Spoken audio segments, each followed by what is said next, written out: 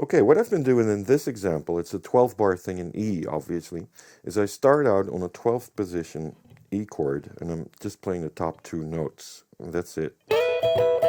Then I'm playing a descending figure where I'm going down to the minor third, and I'm playing it against the open A string. Then I'm going down even further. Instead of doing this, going to the 5th fret and keeping my open E string unison, I want as many strings as possible to ring out. So I'm playing that note over here, that E note. So my B string and my E string are ringing out. And then I keep going down until I get to the minor 7th. And then it's time for the 4 chord. On the 4 chord, I'm really playing the 5th and the minor 7th, and I'm approaching them half a step below the note. Now I could just move that to the E position, but I'm not going to do that. I'm going to stick to my position and play an E here, and I end up with this. And that's really an E root and the 3rd of the E chord. Now with the 5 chord, the B chord, I'm doing the exact same thing I was doing on the A chord, only 2 frets up. So I approach it half a step from the target note, and I play the 5th and the 7th of the B7 chord.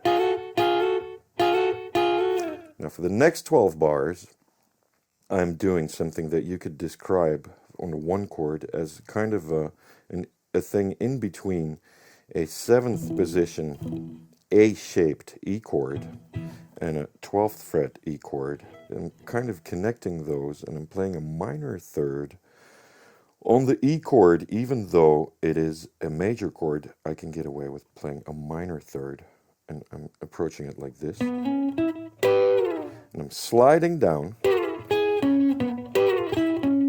I'm just fretting the B string along with the G string, so I get... I'm sliding it down, and you want to play that in the echo pulse there. That's half of the effect of what's going on, is that echo.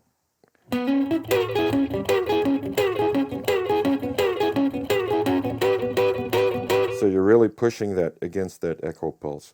And that's what I'm doing on the 1 chord. On the 4 chord, the most remarkable thing about the 4 chord I'm playing here, it's perhaps not what Scotty Moore might have played, but I play it this way. It's kind of a unique way to play an A7th, because you have an open E string, an open A string.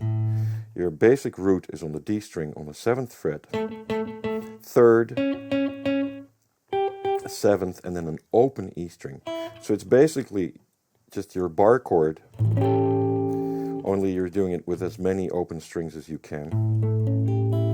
And I have a root, octave, root, 5th bass line, because it's a Travis big thing. And this is what it sounds like.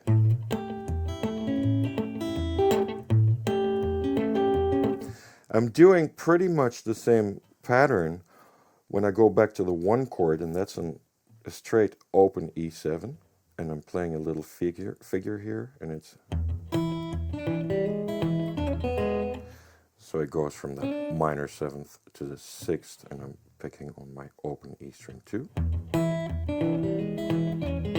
And then for the 5 chord, I'm playing something that you could describe as something between a Mixolydian scale, which is a major scale with a flat 7th, and an arpeggio of the B7th chord. And these are the notes you play.